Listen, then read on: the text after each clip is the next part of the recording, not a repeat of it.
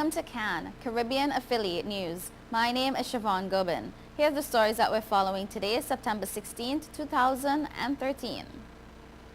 In Guyana, Cal leaves several stranded.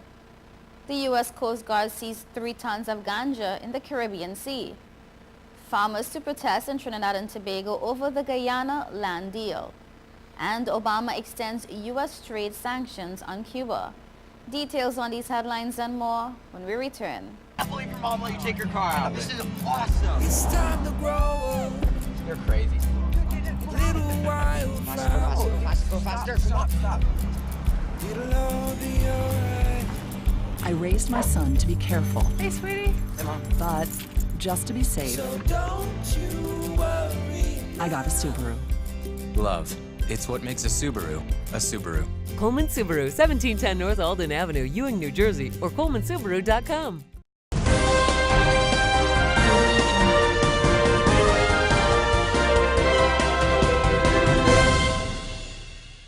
Welcome back to CAN, Caribbean Affiliate News. My name is Siobhan Gobin. This segment of the news is sponsored by Amirals Travel.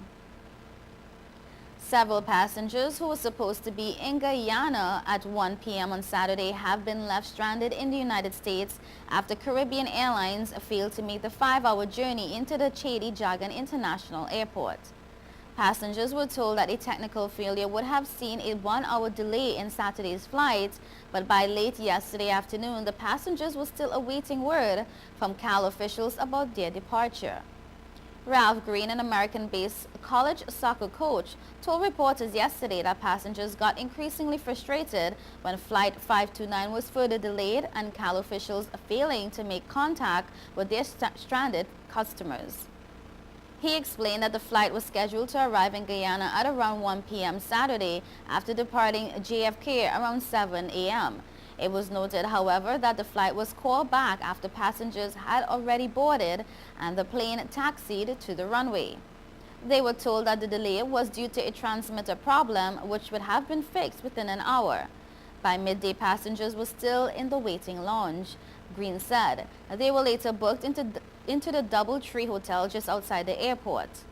Later in the afternoon, news arrived that the flight would leave at 11. When that time came, passengers were given further news that the flight would not be leaving until 8 a.m. the following day. 8 o'clock came and passengers still were unable to travel. They were told to return to the hotel rooms until further notice. The next update was that CAL officials would have called. However, yesterday there was no contact from any CAL staffer. Green said that it is most upsetting that no CAL official has visited the stranded passengers at the hotel. The coach said that none of the company phone numbers are working, nor is there any information about the flight on the websites. Green told reporters that he's visiting Guyana for reasons apart from business. The man said he was scheduled to make donations of medals and equipment at a soccer tournament in Tiger Bay over the weekend, but was unable to do so. Outside of that, Green said one man is heading to Guyana to get married, while another was supposed to stay the weekend and fly back to America today. Back home, several passengers were also stranded in CJIA. They were told about delays and were further put off. Several of them came from far distances and were concerned about their departure. Yesterday morning, passengers were still awaiting a definite departure date. They will, however, return to hotels.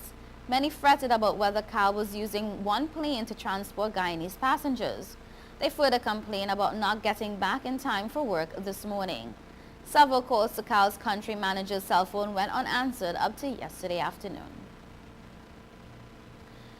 The U.S. Coast Guard on Saturday revealed the seizure of over 6,000 pounds of marijuana in the Caribbean Sea.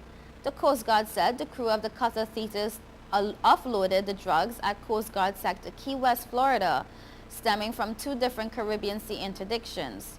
In the first interdiction, it said the Thetis crew located a 30-foot go-fast vessel during a routine patrol.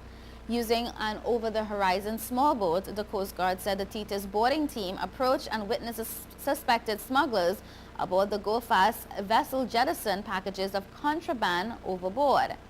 The suspects apprehended and the crew and recovered 69 packages which later tested positive for marijuana. In another interdiction, a U.S. Coast Guard law enforcement detachment aboard a United Kingdom Royal Fleet Auxiliary vessel assigned to Joint Interagency Task Force South detected a Jamaican fishing vessel jettisoning packages overboard.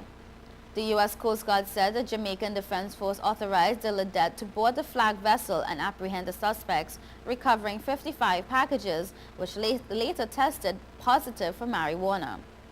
The total contraband weighed approximately 6,250 pounds, with a wholesale value of more than $5.5 million US. The National Food Crop Farmers Association says it is planning a major protest to object to the signing of a memorandum of understanding between the TNT and Guyana governments that will provide 10,000 acres of land in Berbice for immediate agricultural production. A further 90,000 acres of Guyana's land will also be made available to Trinidad and Tobago, with the government inviting private sector investment in agricultural production. The initiative was unveiled by Finance Minister Larry Huwai on Monday in his budget presentation. Farmers said they were not consulted. TNT is currently looking at ways to reduce its import of food from outside of CARICOM. In response to the initiative and the $1.3 billion allocated to the Food Production Ministry, headed by Minister Devant Maharaj, economist Indira Sejwan Ali on Wednesday said the government was playing dolly house with the agriculture sector and obtaining food security. President of the Agricultural Society of TNT, Danu Suku, said the decision was not properly thought out. Suku believes the country has sufficient repairable lands that farmers can use, which are currently being underutilized. Suku cited 14,000 of acres of Caroni 1975 limited lands that were available to former workers that can be cultivated. And I quote, "We have to analyze that and see how much of it is actually under production." She estimated that less than 10% of this land is under cultivation. Lands in Orange Grove Estate in Tagarikwa, Sangre Gandhi, and South Trinidad could also be sourced by the Land Management Division.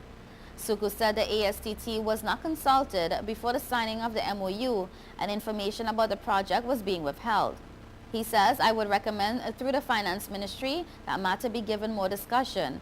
We need to put an enabling environment in place so our farmers can produce food." In the news from Cuba, U.S. President Barack Obama has extended for another year the commercial sanctions imposed by Washington on Cuba. In a memorandum addressed to the U.S. Secretaries of State and the Treasury, published by the White House, Obama ordered the continuation of the economic, commercial, and financial embargo on the Caribbean nation.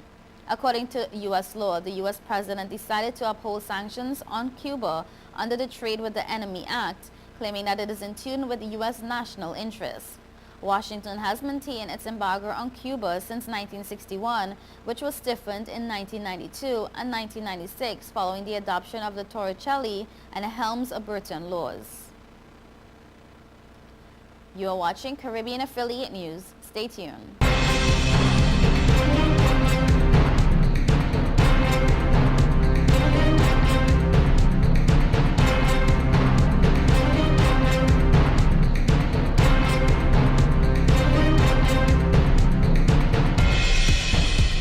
Since we announced Sign and Drive with zero out of pocket and low monthly payments, cars been flying out of Bronx Honda at a record pace. Whoa! New Accord with zero out of pocket for $249 a month, or new Civics just $199 per month, or save thousands with 0% financing. You never had to leave the Bronx to get the best price on the Honda.